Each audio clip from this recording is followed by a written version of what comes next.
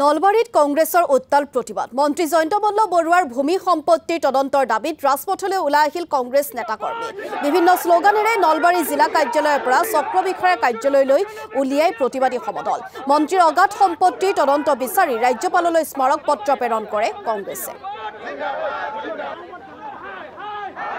গিৰগাইৰ সম্পৰ্কত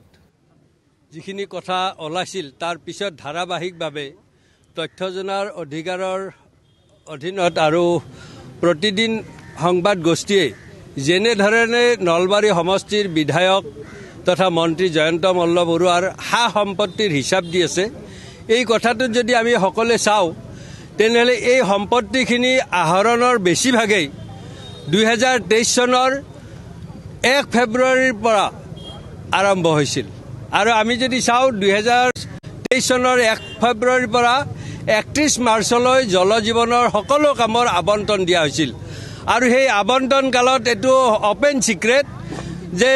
মন্ত্ৰী মহোদয়ৰ কোষলৈ গৈছিল 3% 5% টকা আৰু সেই টকাৰে সমগ্ৰ অসমত ঘৰ মাটি হোটেল আদি ক্ৰয় কৰাৰ আমি এটা মানুহৰ মুখে মুখে চলি থকা কথা শুনিছো গৰুচৌৰ এফালে আনফালে হা সম্পত্তিৰ পাহাৰ এই নিমিলা অংকত আজি ৰাইজ ব্যতিব্যস্ত হৈ উঠিছে ইতিমধ্যে আমাৰ জিলা সভাপতি মহোদয়ে কৈছে যে খাদ্য সামগ্ৰীৰ আকাশলংঘী যি মূল্য বৃদ্ধি মাটিৰ খাজনা বৃদ্ধিৰে যে সাধাৰণ দুখীয়া কৃষকক টেটুচেপা দিছে বা আমাৰ স্মাৰ্ট মিটাৰৰ জৰিয়তে আজি সৰ্বসাধাৰণক কেনেদৰে টেটুচেপা দিছে এইবিলাক আপোনালোকে দেখিছে তাৰ ভুক্তভোগী অকল আমি নহয় আপোনালোকো গতিকে এই সকলো কথাৰ প্ৰতিবাদ কৰাৰ লগে লগে আমি আমাৰ নলবাৰীৰ বিধায়কগৰাকীয়ে কেনেদৰে এই সম্পত্তি আহৰণ কৰিছে তাৰ উৎস আমি কেনেদৰে পাম হেতুক আমি এটা উচিত তদন্ত বিচাৰি আমাৰ মহামহিম ৰাজ্যপাল মহোদয়লৈ উপায়ুক্তৰ জৰিয়তে আমি আজি স্মাৰক পত্ৰ দিম